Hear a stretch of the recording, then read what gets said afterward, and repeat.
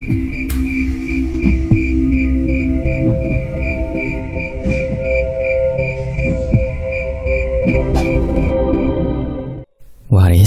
kami berdua berjanji, kami akan menjaga Raden Muda dan menyeimbangkan kembali semuanya seperti sedia kala.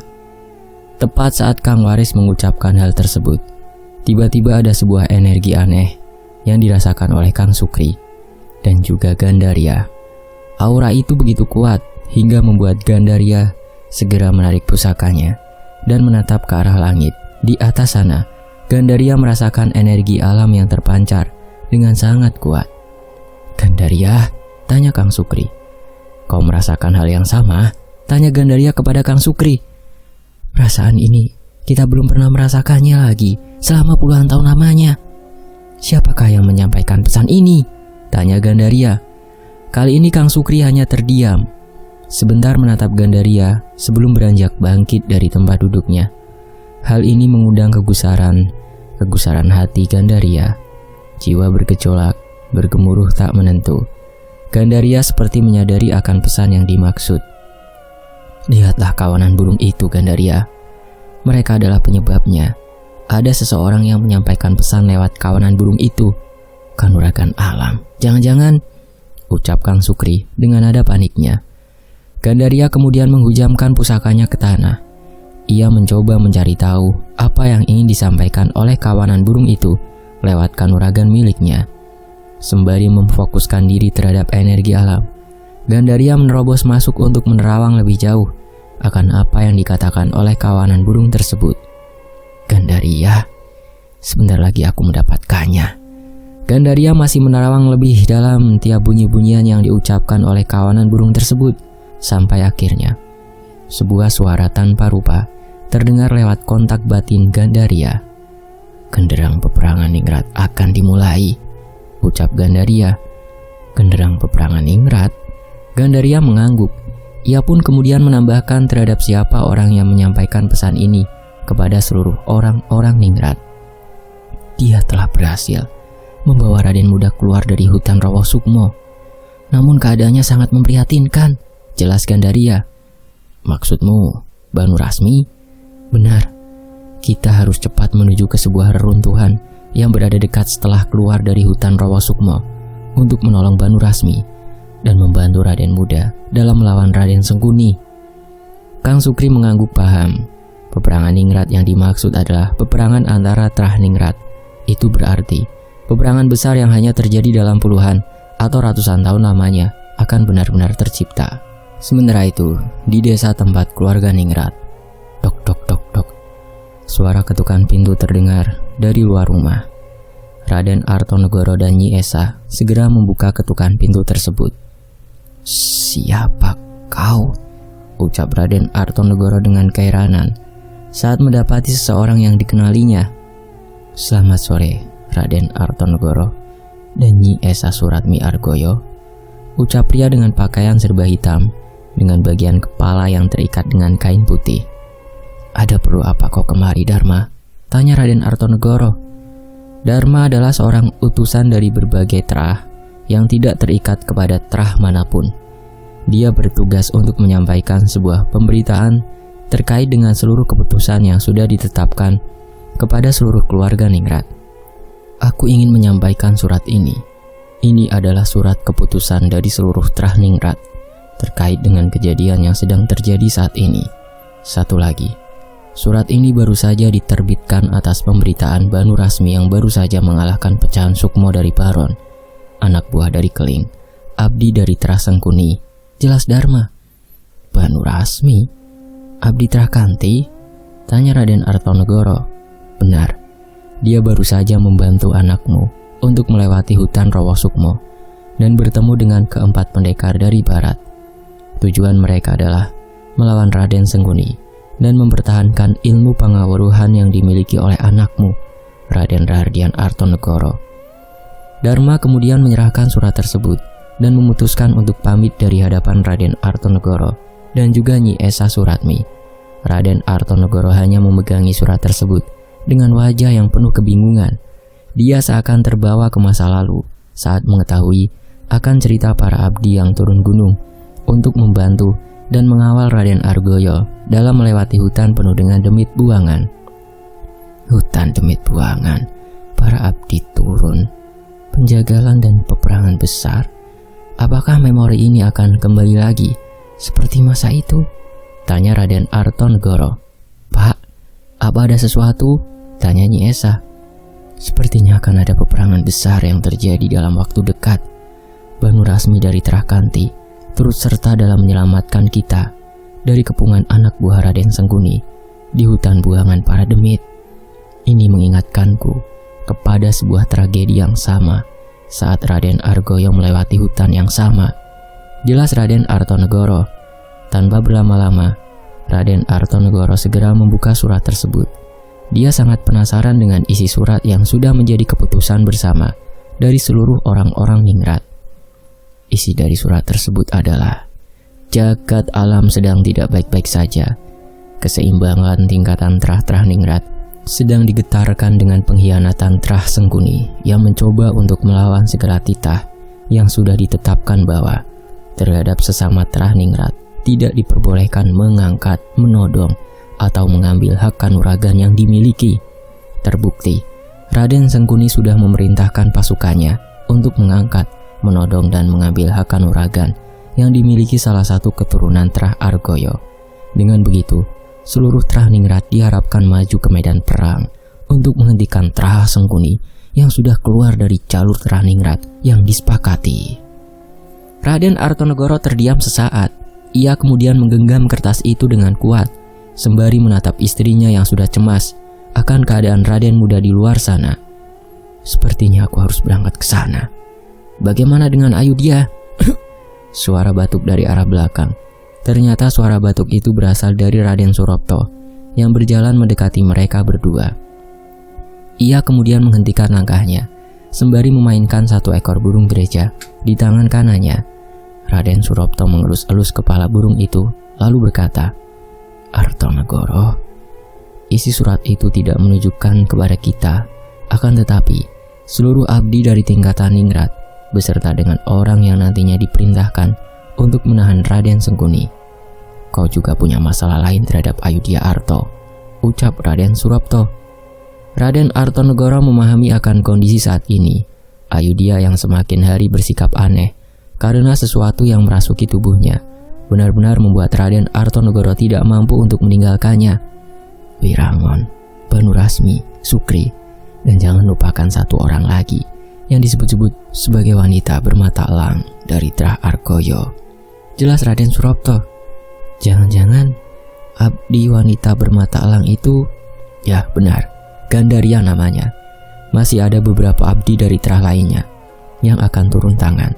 Kemungkinan besar peperangan ini akan terjadi lewat seluruh Trah ningrat beserta abdinya melawan Raden Sengkuni yang makin menggila.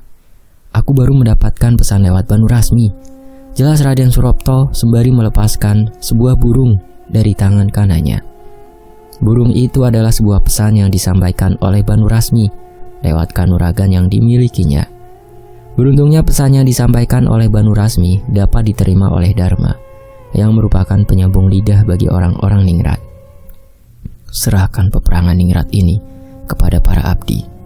Tugasku, tugasmu, dan tugas Nyi Esa hanyalah satu, ucap Raden Surapto sembari menatap kamar Ayudhya. Kita jaga Ayudhya, jangan sampai sukmanya direnggut oleh sosok yang menyebut diri sebagai abdi dari Tuan Besar. Aku memiliki firasat buruk bahwa yang dimaksud abdi dari Tuan Besar adalah tuan dari para Trah Rengget, seseorang yang akan menghancurkan keseimbangan babat keluarga ningrat. Jelas Raden Surapto. Sementara itu di Siti Upadian, tempat perkumpulan seluruh Trah ningrat yang masih hidup dan memiliki regenerasi dalam meneruskan trahnya.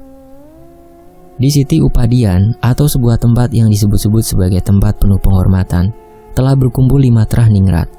Mereka semua membahas lebih dalam akan peperangan yang terjadi yang sebelumnya juga pernah terjadi dalam jangka puluhan tahun lamanya.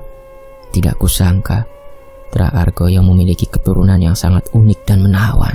Pantas saja Raden Sengkuni menginginkan kekuatan besar yang berada di dalam tubuh Raden muda itu, ucap seorang pemimpin Trah yang wajahnya berwarna merah kehitaman. Orang itu disebut-sebut sebagai pemimpin terah paling membahayakan dari 7 tingkatan terah lainnya. Dia adalah terah Kroda, dengan pemimpinnya yang bernama Raden Kroda. Raden Kroda memiliki seorang abdi yang semangat juangnya sama seperti Raden Kroda sendiri. Dia adalah Grandaka. Mereka berdua dikenal sebagai terah amarah. Terah ini dikelilingi oleh orang-orang yang mudah terpancing emosi terhadap hal-hal kecil yang sedang terjadi di sekitarnya. Raden Sengkuni, setelah tragedi Ngipri Ketek, dia masih sangat haus kanuragan hingga hampir memusnahkan seluruh terah Argoyo. Bahkan Banu Rasmi hampir dikalahkan oleh pasukan terah Sengkuni yang dikenal dengan kekuatan anehnya. Jelas pemimpin terah Kanti, adik dari Nyi Kanti, Raden Getayu. Sedangkan 3 pemimpin terah lainnya, mereka tidak banyak berkomentar. Akan tetapi, 2 dari pemimpin terah tersebut tidak ingin mengikut sertakan para abdinya dalam peperangan Ningrat. Mereka beranggapan bahwa peperangan Ningrat yang akan terjadi hanya menguntungkan terah Argoyo, yang dengan kemampuan Pangawaruhnya bisa menjadi pemimpin terah selanjutnya. Hingga akhirnya, salah satu pemimpin terah yang jumlah abdinya sama seperti dengan terah Argoyo akhirnya turun tangan. Jika terah Kanti dan terah Kodra sudah menurunkan abdinya, biarkan aku sebagai pemimpin terah sementara dari terah Ningrat menurunkan 3 abdi terkuatku, ucap seorang pria dewasa berjanggut putih dengan mahkota emas di kepalanya. Dia adalah pemimpin terah sementara setelah terah Argoyo berada di ambang kehancuran. Terah itu bernama terah Suralaya dengan pemimpinnya yang bernama Raden Sujana. Ketiga abdi itu adalah Rudra, Purwa, dan Upaksa. Mereka dikenal sebagai abdi yang sering menjalankan tugas dan keberadaannya masih dalam misteri yang perlahan akan terpecahkan seiring berjalannya waktu. Sehingga sudah ada 5 terah barat yang sudah diketahui. Kelima terah itu antara lain: 1. Terah Argoyo, kemudian kedua terah Brotoseno, ketiga terah Kanti, keempat terah Kodra, kelima terah Suralaya, keenam terah belum diketahui, ketujuh terah belum diketahui juga. Hanya tersisa 2 terah lagi yang belum mau menurunkan egonya untuk memperkenalkan diri dan membantu menangkap Raden Sengkuni yang sudah melewati batasan ketetapan dari masing-masing aturan yang sudah disetujui bersama. Dharma, seorang penyambung lidah yang bertugas menyampaikan pesan, hanya terdiam.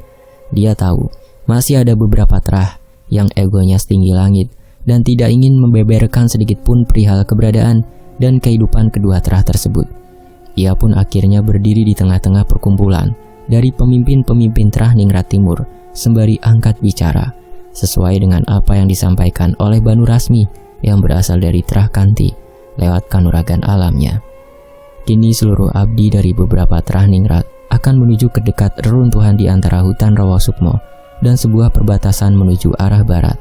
Misi kalian semua, para abdi, adalah menangkap Raden Sengkuni hidup-hidup atau membawa jasad Raden Sengkuni yang sudah dikalahkan tanpa menyisakan satupun kanuragan yang tersisa, serta menyelamatkan Raden Muda dari terah Argoyo yang disebut-sebut sebagai bocah istimewa yang memiliki pangaweruhan. Peperangan akan terjadi di esok hari dan seluruh pasukan akan dibantu oleh para mertolutut yang memiliki kanuragan. Dharma menutup kalimat itu dengan menatap satu persatu para pemimpin Ningrat. Ia kemudian meninggalkan secara perlahan perkumpulan Ningrat yang menurutnya sudah tidak ada lagi pembahasan yang lebih dalam. Dalam perjalanannya meninggalkan perkumpulan orang-orang Ningrat tersebut, Dharma tersenyum sembari mengucapkan sesuatu dalam hatinya. Kalian semua hanyalah perkumpulan orang-orang bodoh yang mudah disetir.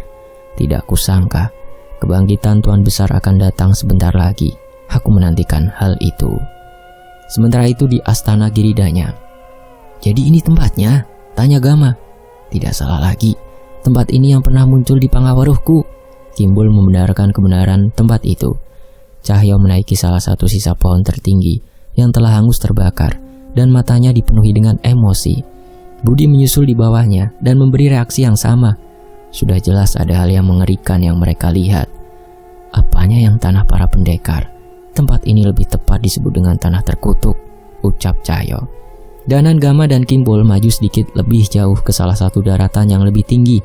Dari situ, mereka baru menyadari apa yang sebenarnya dilihat oleh Cahyo dan Budi. Sekian banyak mayat bergelimpangan di reruntuhan itu, bukan jasad orang yang baru saja mati. Jasad-jasad itu seolah sudah begitu tua.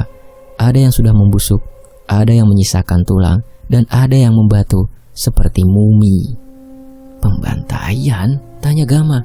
Bukan, mereka jasad yang dikumpulkan oleh Raden Sengkuni di Siti Kawaruhan untuk saat ini, jelas Kimpul. Maksudnya mereka akan dibangkitkan? Kimpul mengangguk. Seperti yang terjadi pada jasad Rahpaku Jagar yang menyerang Dirga, tambah jagat. Danan menelan ludah membayangkan bencana apa yang akan terjadi saat Raden Sengkuni benar-benar membangkitkan mereka. Sudah jelas, jasad-jasad ini bukanlah jasad manusia biasa. Mereka adalah pendekar-pendekar kuat pada zamannya. Dengan pengawaruhanku, Raden Sengkuni bisa meramalkan sandi yang digunakan untuk ritual Sewu Lembut. Tidak ada celah untuk mengagalkannya, ucap Kimpul. Danan membantu Cahyo berdiri dan menunjukkan sosok siluman loa ireng bersayap raksasa dengan banaspati yang bersarang di punggungnya. Ia mendarat di balik reruntuhan dan muncul dengan wujud seorang pria yang mengenakan jas kebanggaannya. Namun sayapnya masih berkibar dan membawanya menduduki singgasana di tempat itu. Raden Sengkuni, Kimpul geram. Melihat sosok itu, Cahyo dan Budi sepakat untuk menarik diri. Mereka tidak akan lupa bagaimana serangan satu banaspatinya membumi hanguskan alas Rawa Sukmo. Cring! Di tengah kebingungan mereka, tiba-tiba gelang Gengge Gama berbunyi dengan sendirinya. Keris Raga Sukma? Danan kebingungan keris Raga Sukmanya muncul dengan sendirinya dari Sukmanya. Ada apa, Nan? Tanya Cahyo. Budi mendekat kepada Gama menyadari keanehan itu. Tinggalkan tempat ini sejauh mungkin. Samar-samar terdengar suara tak jauh dari mereka. Mereka mengenal jelas suara seorang pria tua yang akhirnya menunjukkan dirinya dalam wujud kakek bersorban putih. Kalian akan melawan mereka, tapi tidak sekarang. Suara perempuan muncul bersama gerimis yang mulai jatuh di tanah yang telah hangus. Gilang Samana, Nyi Sendang Rangu. Mereka berlima terpaku pada sosok yang tak pernah mereka sangka kemunculannya. Mereka siapa? Kimpul merasa takjub dengan kemunculan dua sosok spiritual itu. Kawan, balas jagat singkat. Raden muda, kamu adalah kunci untuk menyelesaikan bencana ini. Kuasai dulu pusaka dan sosok yang melindungimu itu terlebih dahulu sebelum memutuskan untuk menghadapi Sengkuni, ucap Nyi Sendang Rangu. Kunci untuk menyelesaikan bencana? Tanya Kimpul. Ini bukan lagi pertempuran, ini medan perang. Dan untuk memenangkan peperangan, kalian membutuhkan sekutu. Tinggalkan tempat ini dan kembali dengan orang-orang yang terikat dengan kalian, ucap Gilang Samana.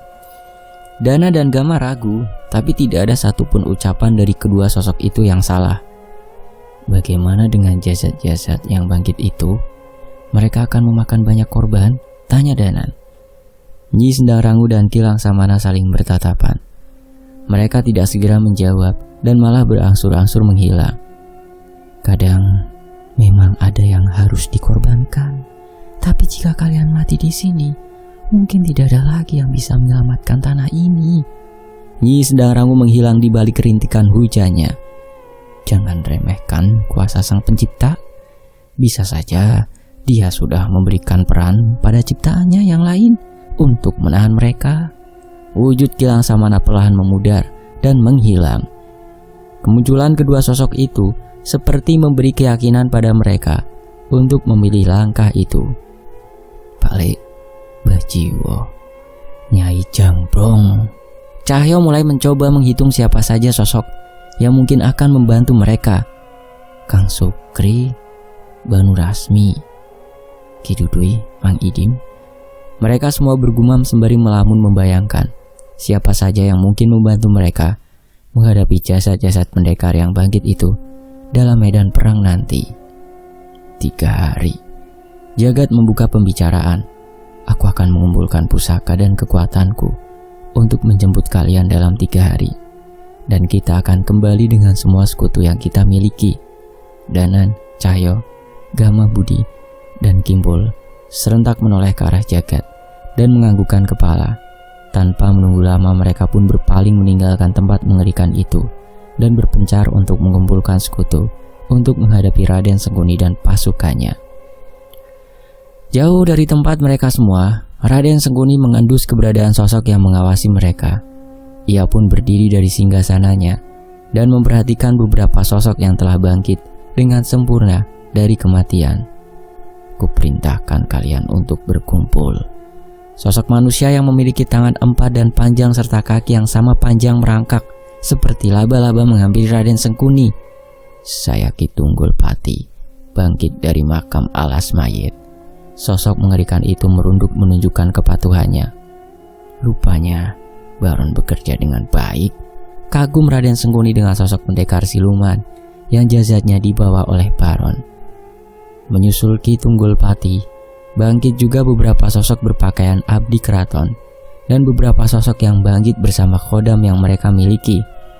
Mereka semua adalah orang-orang yang dulunya menjadi korban dari tragedi-tragedi yang pelakunya sendiri merupakan Raden Sengkuni. Raden Brotoseno, pemimpin Trah Brotoseno, pemilik 2 kanuragan yaitu kanuragan Ketek Ireng dan Ketek Putih yang masing-masing kodamnya menempel di bagian bahu. Tidak kusangka kau akan menjadi lawan terberat mereka. Raden Brotoseno dengan tubuh kekarnya bangkit dari kematiannya. 2 kanuragan yang dimilikinya, yaitu siluman Ketek Ireng dan siluman Ketek Putih, ikut serta dalam pembangkitan yang dilakukan oleh Raden Sengkuni terhadap Raden Brotoseno. Sudah lama sekali tidak bertemu. Wanita berkebaya putih nan cantik yang mampu menentukan takdir. Pemilik kanuragan alam, apa yang kau sentuh akan menjadi kekuatan bagimu sendiri. Selamat datang kembali ke dunia yang penuh dengan kebusukan, Nyi Kanti. Pemimpin dari Trah Kanti, wajahmu masih cantik seperti dulu, walau sedikit pucat dan berbau mayat. Tidak tanggung-tanggung, Raden Sengkuni juga membangkitkan istri dari Raden Brotoseno yaitu Nyi Kanti. Dia adalah pemimpin dari Trah Kanti yang memiliki kanuragan alam. Kanuragan alam sendiri adalah kanuragan yang mampu menjadikan alam sebagai kekuatan. Apapun yang disentuhnya akan menjadi sebuah senjata baginya. Oh tidak, anak tirinya pun ikut serta di sini. Si penjagal maut, pemilik kanuragan Ketek Putih, Raden Jogopati. Aku sangat merindukanmu, nak. Sayangnya kau sudah berbeda alam dengan Raden Angkoro, saudaramu sendiri. Namun tak apa, di sini kau bisa membalaskan dendammu kepada orang-orang ningrat yang kau benci. Raden Jogopati, anak dari Raden Brotoseno, dengan seorang wanita dari Trah Sengkuni yang sampai saat ini belum diketahui siapa wanita yang dibersunting oleh Raden Brotoseno. Pernikahan keduanya didasari karena ambisi Raden Sengkuni untuk mendapatkan 2 kanuragan tersebut. Namun sayang, Raden Jogopati lebih dulu gugur saat tragedi Nyipri Ketek masih berlangsung. Tidak jauh dari Raden Jogopati, bangkit juga seorang abdi yang dikenal dengan kemahirannya dalam membuat strategi dan peperangan gerilyanya. Sang pemilik santet Tapak Sukmo, abdi yang sangat ditakuti pada masanya. Abdi tertinggi dari Trah Argoyo. Bagaimana kabarmu, Waris? Apakah alam bakamu benar-benar menyenangkan? Kau satu-satunya abdi yang sangat setia, karena berani menyentuh buhul tali mayit yang seharusnya tidak kau sentuh.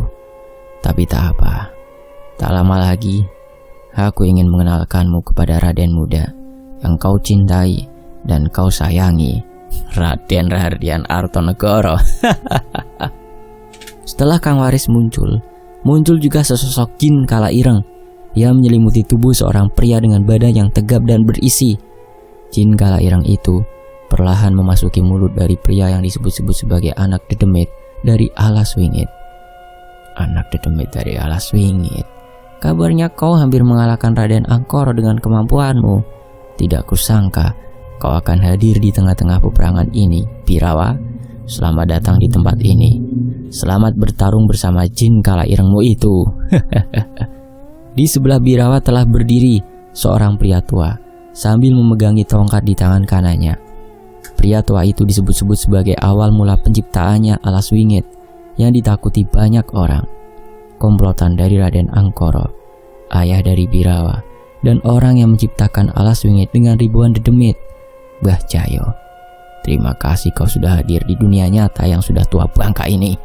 Aku harap kehadiranmu benar-benar membuatmu seperti mayat hidup kembali. Dan masih ada satu orang lagi.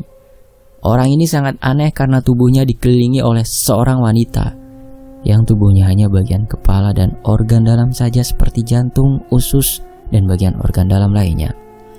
Pemilik wanita pemakan jabang bayi. Tidak kusangka kau pun hadir dalam pembangkitan ini bersama dengan kodam irengmu itu, Nyi Randasari. Selamat bergabung bersama pasukanku, Ki Broto. Sekarang astanamu akan menjadi tempat yang tidak akan pernah kau lupakan selama kau hidup. Raden Sengguni kemudian terduduk dengan sayap lawa ireng dan juga beberapa bola api banaspati yang mengelilingi punggungnya. Tidak sia-sia aku membunuh kalian, teriak Raden Sengguni puas melihat sosok-sosok yang ia bunuh mulai bangkit. Sosok-sosok itu pun berlutut patuh sebagai perwujudan dari kekuatan kutukan Sewu Lelembut. Aku merasakan keberadaan dua sosok yang mungkin akan menghalangi jalanku. Sepertinya ada tikus-tikus yang bersama dengan mereka. Habisi mereka sebelum mereka menjadi pengganggu, perintah Raden Sengguni. Dalam sekejap sosok-sosok yang baru saja bangkit itu menghilang berpencar dan mengikuti jejak Danan Gama Kimpul dan yang lainnya. Sementara itu, Banu Rasmi dan juga Kang Sukri perlahan memasuki hutan Rawa Sukmo. Namun, di tengah perjalanan mereka memasuki hutan yang sudah hancur berantakan itu, mereka menemukan banyak orang dengan pakaian ala ningrat sedang menghubungi seorang wanita berambut panjang yang sedang tergeletak tak berdaya. Itu Banu Rasmi, teriak Gandaria. Namun sebelum Kang Sukri dan Gandaria mendekati Banu Rasmi, tiba-tiba terdengar sebuah desahan nafas beserta dengan rapalan ajian mantra khusus. Atas nama Abdi Trakroda, aku perintahkan kepada pusaka Asura untuk menelan kegelapan dengan penghakiman para lembut di tanah Kramat. Tidak berselang lama, dahan-dahan di pepohonan bergerak dengan sendirinya. Hembusan angin sedikit lebih kencang. Suara-suara aneh mulai bersahutan. Aura merinding benar-benar tercipta dari ujung kaki hingga berakhir di bagian kepala. Gandaria dan juga Kang Sukri segera membagi pandangannya menjadi dua bagian. Kang Sukri bagian depan, sedangkan Gandaria berada di bagian belakang. Dan benar saja, dari kegelapan hutan muncul sayup-sayup bayangan hitam dengan bentuk yang berbeda-beda. Lalu mereka semua berjalan perlahan dengan kedua cakaran tangan yang sangat tajam. Ternyata yang hadir adalah para dedemit ciptaan dari pusaka Asyura dengan bentukan yang sangat mengerikan dari balik pepohonan. Para dedemit itu berjalan perlahan mendekati Kang Sukri dan juga Gandaria yang sedang ditargetkan sebagai musuh. Mereka mengira kita adalah musuhnya. Baiklah, kalau begitu, apa boleh buat Gandaria? Akan kuperlihatkan jiwa mudaku ini bersama dengan pusaka sabit hitam, ucap Kang Sukri dengan nada yang sedikit meninggi. Maaf Sukri, aku tidak ingin berurusan dengan para kroco tersebut. Selesaikan dengan cepat, atau aku ikat jantungmu dengan pusaka keramat milikku, jelas Gandaria. Kang Sukri hanya tertawa. Ia kemudian membentangkan kedua kakinya. Pusaka sabit hitam yang awalnya disarungkan kini dikeluarkan secara perlahan hingga menimbulkan suara gesekan yang begitu mengilukan. Seret. Perlahan Kang Sukri mengangkat pusaka sabit hitam itu ke arah para dedemit yang hendak mendekatinya. Lalu ia mendesahkan nafas dengan kuat hingga kefokusannya hanya pada para dedemit yang ada di hadapannya. Suara nafas dan fokusnya, apa jangan-jangan dia ingin menunjukkan tarian sabit hitam? Ucap Gandaria sembari tersenyum menanti pertunjukan Kang Sukri dalam menghadapi para dedemit buatan dari sebuah pusaka yang bernama pusaka Asyura. Atas nama pusaka sabit hitam, tarian sabit hitam, penjagalan angin malam. Krak! Satu kepala berhasil dipenggal. Kang Sukri menyerang seperti bajing yang melompat ke sana kemari dengan tubuh yang sudah tua renta itu. Dia masih sanggup menggunakan tarian sabit hitam. Krak! 2 hingga 3 kepala demit yang tercipta dari pusaka Asura telah terpenggal. Tarian sabit hitam menyulitkan para demit untuk melihat pergerakan dari Kang Sukri yang sangat cepat. Krak! Dan terakhir, serangan pusaka sabit hitam milik Kang Sukri mengarah kepada bagian leher demit tersebut. Hingga akhirnya, krak! Kepala para demit itu langsung terpenggal dan menghilang di saat Kang Sukri menyerangnya dengan kecepatan penuh lewat pusaka sabit hitam miliknya. Wow, luar biasa, ucap Gandaria sembari menepuk kedua tangannya sebagai bentuk apresiasi akan tarian sabit hitam. Lalu Kang Sukri menundukkan kepalanya sembari menempelkan tangan kirinya di dada. Kang Sukri kemudian menyarungkan kembali pusaka sabit hitam miliknya dan berjalan santai bersama dengan Gandaria ke arah pria yang sedari tadi hanya terdiam, mematung, dan terperanjat karena melihat gerakan pedang sabit hitam Kang Sukri yang sangat cepat. Siapa kalian berdua? Tanya pria pemegang pusaka Asura kepada Gandaria dan juga Kang Sukri. Kami berdua adalah abdi dari Trah Argoyo. Kami berdua memasuki hutan ini karena mendengar pesan dari kanuragan alam milik Banu Rasmi. Sepertinya kita dikumpulkan di tempat yang sama, atas perintah yang sama, bukan? Ucap Gandaria dengan memiringkan bibir cantiknya. Trah Argoyo? Tanya abdi tersebut. Aku adalah Sukri, ucap Kang Sukri. Aku Gandaria, si mata elang. Setelah Kang Sukri dan juga Gandaria memperkenalkan diri, tangan dari Banu Rasmi bergerak-gerak. Gandaria yang sedang diobati oleh seorang prajurit yang diperintah oleh Dharma dengan kemampuan penyembuhannya mampu membuat Banu Rasmi tersadarkan kembali. Gandaria, Sukri, ucap Banu Rasmi di saat dirinya mulai tersadarkan. Banu Rasmi sadar, dia mulai sadar, teriak prajurit itu. Kang Sukri dan Gandaria segera berlari ke arah Banu Rasmi yang sudah terbujur kaku dengan beberapa luka di bagian tubuhnya. Banu Rasmi, apa yang terjadi? Tanya Kang Waris. Terima kasih, kalian semua sudah datang ke tempat ini. Maafkan aku. Aku berhasil ditumbangkan oleh ajian pecah sukmo milik pasukan Trah Sengkuni. Kurang ajar, ini pasti ulah Baron, geram Kang Sukri sembari menonjok akar pohon. Hehe, jangan asal main tonjok-tonjok aja. Kalau yang kau tonjok itu perut Banu Rasmi gimana? Mau tanggung jawab buat sembuhin lukanya? Tanya Gandaria dengan sedikit kesal. Kang Sukri hanya terdiam. Ia tidak berani sedikit pun untuk menyela kalimat yang baru saja diucapkan oleh Gandaria. Lalu bagaimana keadaan Raden Muda? Tanya Gandaria kepada Banu Rasmi. Sepertinya mereka sedang bertarung bersama dengan Baron dan Keling. Namun aku merasakan kekuatan besar lainnya yang terjadi di luaran sana. Aku tidak tahu mengapa tubuhku dari tadi bergetar hebat. Aku juga merasakan sebuah energi besar yang datangnya dari luaran hutan ini. Aura ini seperti aura keberadaan tuanku, Nyi Kanti, jelas Banu Rasmi. Gandaria tahu ada sesuatu yang sudah terjadi kepada Raden Muda. Jika memang ini benar terjadi adanya, itu menandakan bahwa Raden Sengkuni telah melakukan hal besar. Kita harus segera cepat membantu Raden Muda. Aku merasakan hawa kanuragan hitam yang terus berkumpul dalam satu tempat, jelas Gandaria. 3 orang abdi yang melihat tingkah Gandaria hanya terdiam. Mereka kemudian mendekati Gandaria sembari menanyakan sesuatu kepadanya. Apakah kau Gandaria si abdi bermata elang? Tanya salah satu abdi dari Trah. Benar, siapa kalian? Oh tidak, kalian bertiga adalah... Gandaria baru mengingat ingatannya terkait dengan ketiga orang pria kembar itu. Kami 3 abdi bersaudara dari Trah Suralaya. Raden Sujana meminta kepada kami untuk membantu Raden Muda. Dapatkah kau temui tempat Raden Muda? Tanya Purwa yang membawa pusaka berupa panah emas tersebut. Baiklah, tapi bagaimana dengan Banu Rasmi? Aku tak tega dia harus ditinggalkan di sini, jelas Gandaria. Purwa menatap ke arah Banu Rasmi yang sedang dipulihkan oleh salah seorang prajurit utusan Dharma dengan kemampuan pemulihannya. Dharma sengaja membawa satu orang prajurit berkanuragan seperti layaknya tabib. Sebentar lagi, kemampuan dan kekuatan Banu Rasmi akan pulih. Apalagi dia pemilik kanuragan alam. Dia akan dengan sesuka hati memakan banyak energi. Jelas Purwa. Gandaria tersenyum lebar. Itu tandanya ada harapan yang tidak pupus agar Banu Rasmi bisa disembuhkan. Kini Gandaria mencari lokasi yang sedikit lapang untuk menerawang keberadaan Raden Muda yang tentunya bisa dia ketahui dengan kemampuan mata elangnya. Sejenak, desiran angin berembus pelan. Dedaunan pepohonan tidak membuat riuh berisik tatkala Gandaria sedang fokus untuk menerawang energi dari Raden Muda. Gandaria segera mengeluarkan pusaka rantai pisaunya.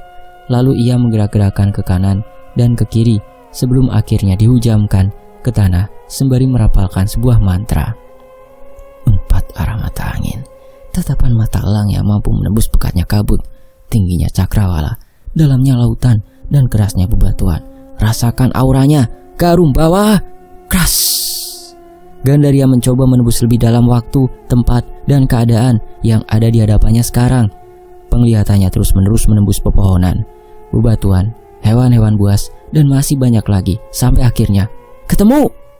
Bersambung. Nantikan bagian berikutnya hanya di Fakta Sejarah. Terima kasih semuanya. Mohon maaf kalau ada salah kata dalam berintonasi. Wassalamualaikum, saya pamit. Sampai jumpa di bagian berikutnya tetap di Fakta Sejarah.